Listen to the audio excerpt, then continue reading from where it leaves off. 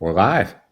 Okay, ready to go. Whew, watching that hurricane, oh, it's bad. I feel so It is sorry for bad. all those people down there.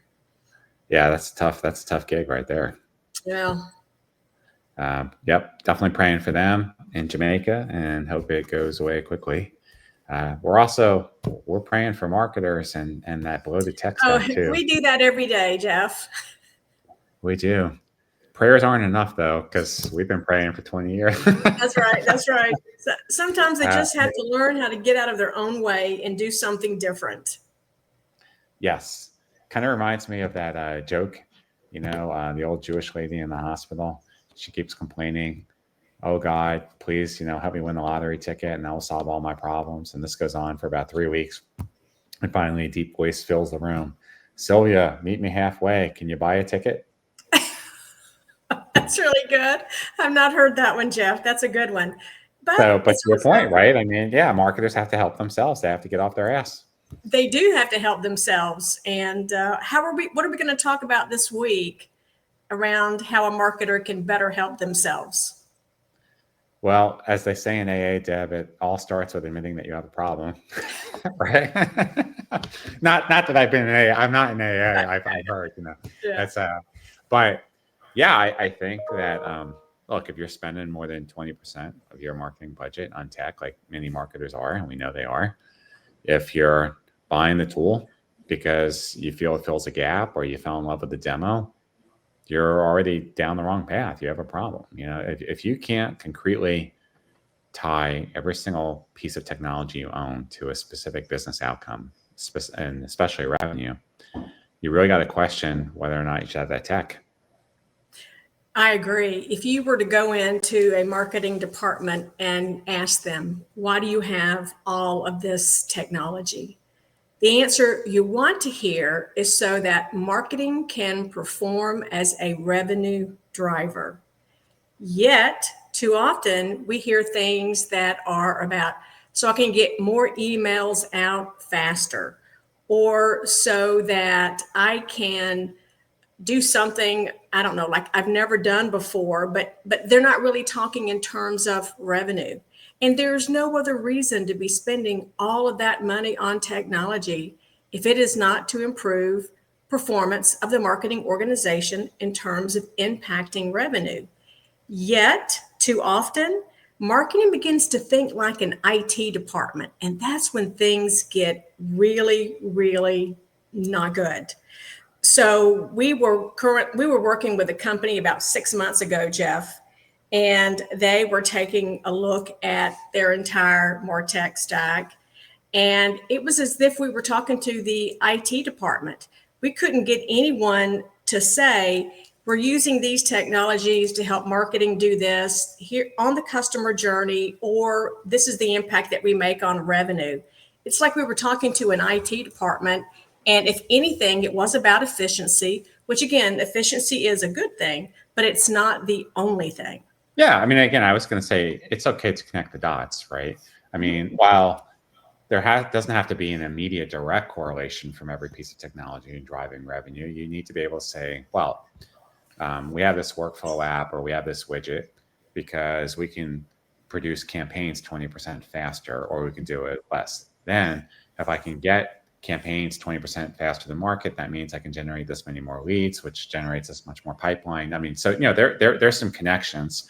It doesn't really have to be every single tech has to jump the shark, but you do at least need to make those connections and understand.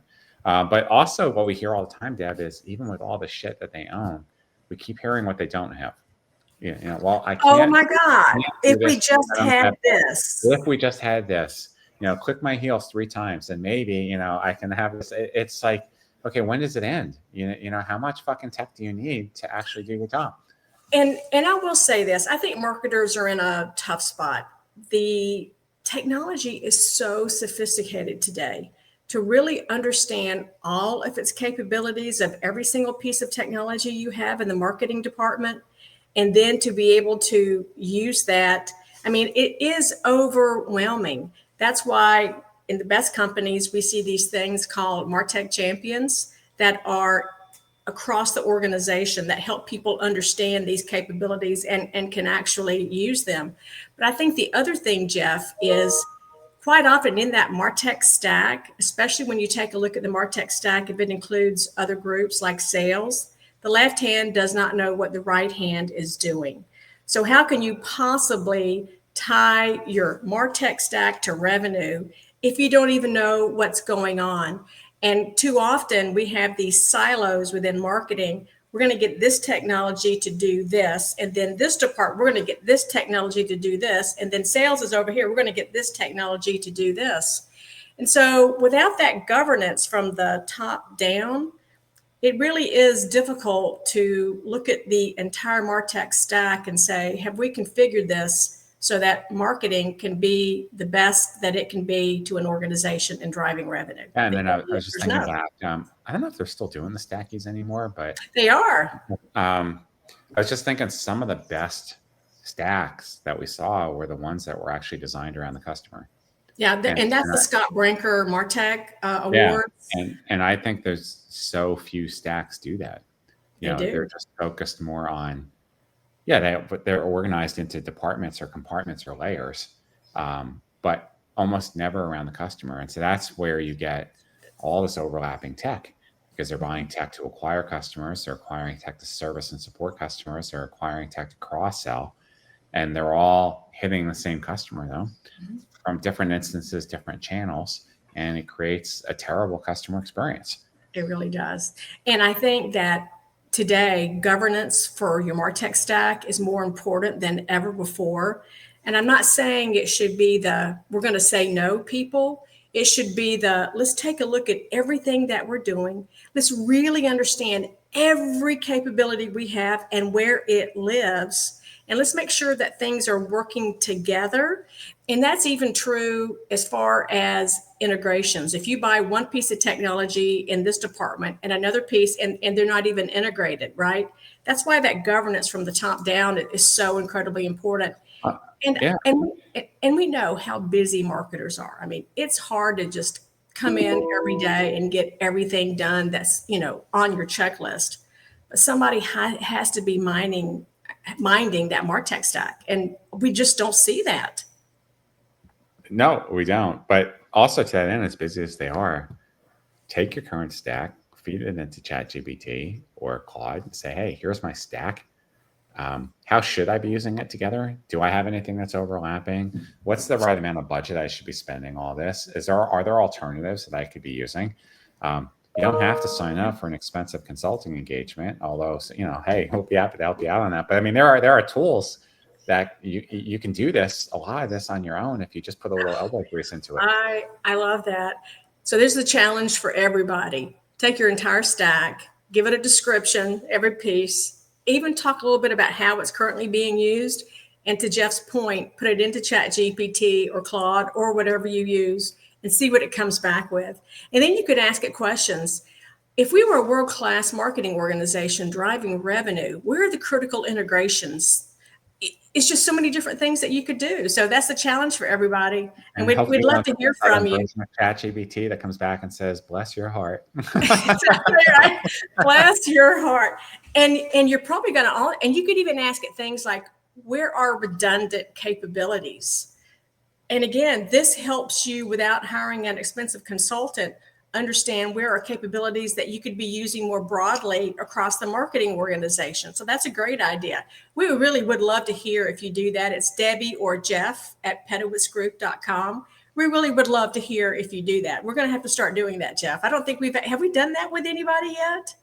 No, but we should. Let's let them rip. Okay. You know the company I'm thinking about. That's who we need to go do it with. Yes. Yeah. Well, and then again, it's just really have a conversation about what's possible. Mm-hmm. Look, it's easy to buy tech. It's harder to use it. And marketers, though, in a lot of ways, create their own reality because they're not saying no, they're saying yes. They keep buying stuff with the hopes of automating whatever it is that they wanted to automate, but it yet becomes another piece and it becomes forgotten over time. And here's another thing I can't figure out, and this isn't just on marketing, this is on the company. With all the tech, even if you've got it locked in and you can measure revenue, it's perennially understaffed. You spend this money to get all the tech, but you won't spend money on people and Hallelujah. Yes. you got It's one person understaffed. supporting 15 different applications and they Yeah. got 30 tabs open, and then that person goes out on maternity leave or leaves the company, and you're totally screwed because you Yeah. can't execute anything. Understaffed and undertrained constantly. If you think about a marketer, if they're using a piece of technology, whatever it is, and let's say it's an important piece of their day-to-day work, they come in and they use it. They only use it exactly the way they need to use it. There's no time to expand their thinking to say, well, I really would like to be able to do this. Will this piece of technology help me do that? It's just get it done, get it done, get it done. So that is absolutely true, Jeff. And I agree with that one. And it's all about doing more. We see this on the data side too. Always budget to get more data, never budget to clean up the data or enrich it. So always money to get more tech. What about cleaning up the stuff that you've been buying for the last 5 or 10 years? It's almost like a graveyard of broken promises. Yeah. Have you seen any change in that whatsoever? Because this has been something we have struggled with for years. If you're going to use automation, you better make sure that that data is right. And if it's not right, then you're going to have big problems. AI is putting that whole thing on steroids. So for years, Jeff, we just can't understand why marketers aren't spending more money on data. Are we seeing any changes in that? No, and the irony of that is almost any marketer will tell you, for AI, we got to get our data right. We really got to nail it, but they're still not spending any money. Those words have been said for years. We got to get our data right. We got to get our data right. You're absolutely right about that. Every marketer would admit their database sucks, and it's outdated. But now in the age of AI, when data is more important than ever, we're still not seeing people fix it or address that. So yeah, I mean, look, it still comes back to, and another thing too is, are you keeping up with your vendors and are they growing with you? Because whether you bought an individual tool or you bought an enterprise platform, the vendors should be keeping up with the times too. How well are they updating their user interface, adding new capabilities, educating you, helping you use it? Or does their interface look like it was built in 1985, and it's long outdated? And the other end of that is they're so good at updating, they're leaving their clients in the dust. We see that too. Too much, too fast, right? Yes. And that's a danger too. I mean, you definitely want vendors to be innovating. I'd certainly rather have the pendulum swinging towards too much innovation versus too little. But you're absolutely right. Because given the limited time marketers have and the limited people they're applying, if the vendors are outpacing their own customers, then that's going to affect adoption too. So vendors have a vested interest in bringing their customers and their ecosystem along with them as they continue to develop. But we have seen, over the last few years, especially in B2B, we've seen a much more concerted effort to lower tech investments. We've seen a 10 to 20% reduction year over year. Interestingly, of course, that wasn't driven by marketing. It was driven by the board, by the CFO telling them that you will accept that investment. Right. It's not like marketing raised their hands to volunteer, that they would take away some of their toys. That's a problem in and of itself. I think this entire conversation smacks of the lack of marketing operations being strategic in their organization. And that's the whole reason I wrote my last book, From Backroom to Boardroom. It was all about how marketing ops can't act like an IT department. They have to be strategic. They have to have the vision of what and how this technology can help marketing become a true revenue driver. And when they leave that strategy role and go straight into I have to take care of the technology, more of an IT focus, that's really where this whole thing begins to fall apart. Although I think, Deb, marketing ops would benefit from running some of its systems and processes like an IT department. You don't see an IT department just ad hoc buying shit, They have a roadmap. They have use cases. They have vendor requirements. They run things in a very disciplined and orderly way. Now, granted, it's not their job to be connecting to revenue, but they are very operationally and purposeful about what they're doing and when they're doing it. I think marketing ops would benefit from that. I do. I do think there are aspects of running an IT department that would be helpful for marketing ops, but not being strategic about the stack they have, how that stack is bought, how it's used, with the whole idea that the only reason we have this MarTech stack is for marketing to drive revenue. That's the whole reason we have it. There is no other reason. It's connecting to customers and it's driving revenue. I'm just saying that if you don't, as the leader of MarTech, have that frame of mind, then you're going to develop some of the worst parts of an IT department versus the good parts of an IT department. Also true, because even though IT departments, of course, as disciplined as they are, if they're not being held to the same outcomes or being measured by that front office, it can also have a reverse effect, and it can start to pull the business back. But we also see a disconnection at the leadership level too, though. We don't see a lot of CMOs get strategically involved in the tech purchases, other than signing off on the things that the team recommends. Team convinces them they need a gap filled. They go out, they do the due diligence, they come back to the CMO, CMO signs off. I'm not seeing a lot of CMOs think about their tech stack more strategically, like what you've been mentioning. That's the job of the head of MarTech, in my opinion. That's the reason you hire that VP or whatever his or her title is to be that strategic thinker about that MarTech. The CMO has a lot of other things to think about. Fair. I think it's very difficult for a CMO to be the strategic visionary for technology. I think that is the role of the head of marketing operations. You're right. They don't have to be the strategic visionary, Deb, but at a minimum, they should be asking the questions and they should be holding their team accountable, whether or not they have someone that's running a chief technologist on their team or not. Whoever is advising the CMO and bringing the CMO information about the tech stack, CMO should be asking some additional harder questions about, what is this going to be used for? What do we have already? Is this duplicative? What kind of ROI are we going to get? Who's going to be using this platform? What use cases is this helping us solve?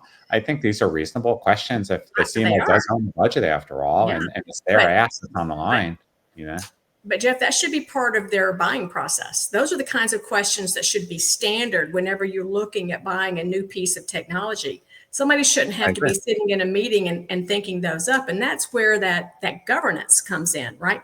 How do you buy? How do you make the decisions to buy? When is it time to look? And then how do you onboard that technology? And what goes away as a result of that technology? I think what we see more than anything else, not just buying all the tools. We just see this constant moving from one platform to another. It would make sense if we move from platform A to platform B. No, now we're going to move from platform B to platform C. I've lost track of how many of our enterprise clients, it's like clockwork. Every 3 to 4 years, they get fed up. Oh, this platform isn't working for us anymore, so we're just going to move over to another stack. It could be sometimes because the marketing person or an exec has an affinity, maybe at their last company, or that's what they worked with. Sometimes it's taken out of the CMO's hands because it comes in from sales or IT. They make a decision for them, like, oh, we're going to be doing this. And sometimes it's just fickle. They get fed up or frustrated because they're not getting out of what they thought they would. So for them, we'll just switch versus taking the time to actually change their processes and adjust and clean up the current instance. Let's take a perfect world scenario. Let's take a MarTech, MarOps organization with a MarTech stack that's perfect, that's doing all the right things. What are some of the key characteristics that you would see based on everything that we've talked about? Number one, I think you see a much tighter footprint. So while they probably have a decent amount of tech, they don't have nearly as many apps or overlapping. They really have mapped it out against the customer journey. They're using it both to acquire and to serve, to cross-sell, upsell. I think they have clear KLIs, measurable business outcomes, besides revenue, but they could look at usage. They could look at return on investment. There's several different areas. They're taking a much more mature view. They have regular vendor reviews, and they're constantly benchmarking those vendors and those contracts against market standards. Those are some of the things that we see world-class teams doing. Okay, absolutely. Yeah. So any final thoughts? we're going to keep praying, but it's really just about doing. I mean, I think everything that we outlined here today is within a marketer's control for the most part. It's just about making different choices. I agree with that. I completely and totally agree with that. We know the job is hard. We know there's always something to do. We know that the pressure and the challenges thrown at the marketing organization are probably more complex than they've ever been before. But you're right, Jeff. Every day you come into work and you have a choice. And we're just saying, make some different choices. And then maybe you'll get a different result. Do got to give a shout out. Paul Lucido has been very active on today's session. He's been putting in a bunch of comments. So thank you, Paul. Appreciate all the years of support. So thank you, brother. Good looking out. And yeah, man, this is another week in the books for Revenue Marketing Raw. So I'm Jeff. I'm Debbie. All right. We'll see y'all next week. Bye-bye. Bye.